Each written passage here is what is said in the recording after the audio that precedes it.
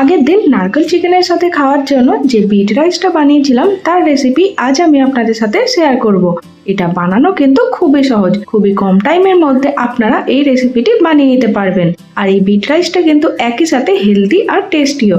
এই বিট রাইসটা কিন্তু আপনারা শুধু শুধু যে কোনো রায়তা দিয়ে অথবা আচারের সাথেও খেতে পারবেন, সবের সাথেই খেতে কিন্তু দারুণ লাগে। তো চলুন বেশি দেরি না করে ঝটপট এই বিট রাইসের রেসিপিটি দেখে নেওয়া যাক। আর আমার ভিডিও যদি আপনাদের ভালো লেগে থাকে তাহলে অবশ্যই আমার চ্যানেলটি সাবস্ক্রাইব করে আমার পাশে থাকবেন। আমি দুদিন অন্তর নতুন নতুন রান্নার ভিডিও আমার চ্যানেলে পোস্ট করে থাকি। বিট রাইস বানানোর জন্য আমি এখানে প্রায় 2 কাপ মতো চাল নিয়েছি। আপনারা এখানে বিরিয়ানি বানানোর চাল বা বাসমতি চাল যে কোনো চাল ব্যবহার করতে পারেন। চালটা কিন্তু আমি 3 থেকে 4 বার জল দিয়ে খুব ভালোভাবে ধুয়ে পরিষ্কার করে নিয়েছি। এইবার এই চালটা আমি প্রায় 15 থেকে 20 মিনিটের জন্য ভিজিয়ে রেখে দেব।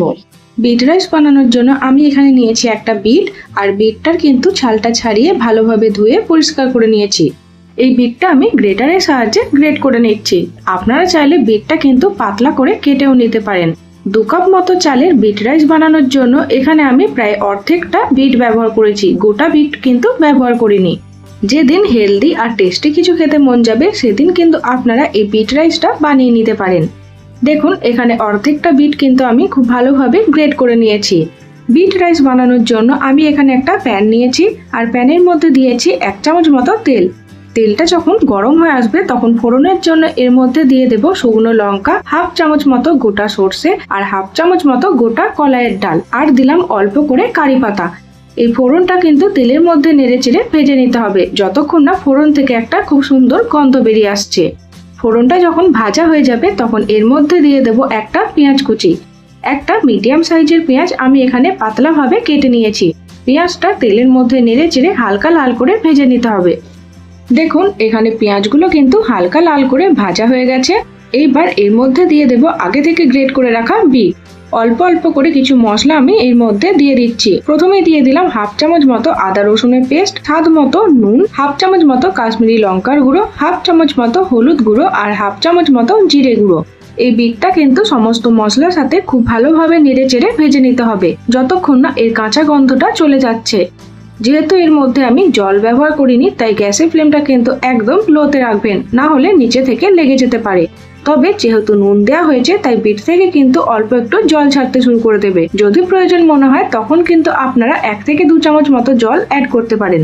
দেখুন এখানে মশলার সাথে বিটটা কিন্তু খুব ভালোভাবে কষানো হয়ে গেছে।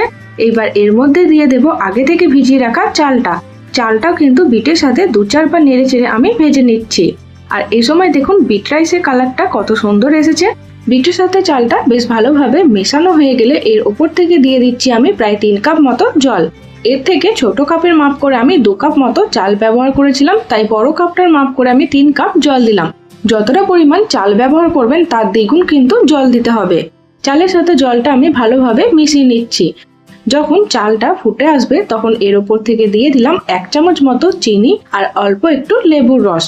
অল্প একটু লেবুর রস দেওয়ার ফলে কিন্তু এই চালগুলো একে অপরের সাথে গায়ে লেগে যাবে না, আর কোনো চালই কিন্তু ভেঙে যাবে না। তাই যদি লেবু থাকে তাহলে অল্প একটু লেবুর রস কিন্তু ব্যবহার করতে পারেন। চিনি আর লেবুর রসটাও কিন্তু এই চালের সাথে আমি ভালোভাবে নেড়ে চেড়ে মিশিয়ে নিলাম। আর বিট রাইসটা প্রায় ঢাকা দিয়ে 20 মিনিটের জন্য রান্না করে নেব। বিট খাওয়া কিন্তু আমাদের সবার জন্যই ভালো। যারা বিট খেতে পছন্দ করেন না বা বিটের ফ্লেভার ভালো লাগে না তারা কিন্তু একবার এইভাবে বিট রাইসটা বানিয়ে দেখতে পারেন। এটা খেতে কিন্তু দুর্দান্ত হয়, রায়তা অথবা আচারের সাথেও খেতে কিন্তু বেশ ভালো লাগে। 20 মিনিট পর ঢাকাটা আমি খুলে দিলাম। দেখুন এখানে বিট রাইস কিন্তু প্রায় হয়ে এসেছে আর একটু জলজলে ভাব আছে। এই সময় কিন্তু গ্যাসের ফ্লেমটা অফ করে দিতে হবে। আর এর উপর থেকে ছড়িয়ে দিচ্ছি অল্প একটু ফ্রেশ নারকেল কোড়া।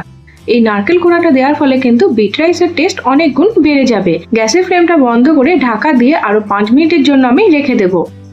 এইভাবে ঢাকা দিয়ে 5 থেকে 7 মিনিটের জন্য রেখে দিলেই দেখবেন বিট রাইসটা কিন্তু একদম ঝরঝরে হয়ে যাবে। এইবার একটা প্লেটের মধ্যে গরম গরম এই বিট রাইসটা আমি পরিবেশন করে নিচ্ছি। এখন অবধি যদি আপনারা এই বিট রাইসটা না বানিয়ে থাকেন তাহলে তাড়াতাড়ি কিন্তু একবার বানিয়ে নিতে পারেন। এটা খেতে যেমন ভালো হয় তেমনই কিন্তু হেলদি। বাচ্চাদের টিফিন বক্সের জন্য কিন্তু আপনারা এই বিট রাইসটা বানিয়ে দিতে পারেন। এরপর থেকে যখন কোনো হেলদি আর টেস্টি কিছু খেতে মন যাবে তখন আর অন্য কোনো দিকে না তাকিয়ে আপনারা কিন্তু এই বিট রাইসটা বানিয়ে নিতে পারেন।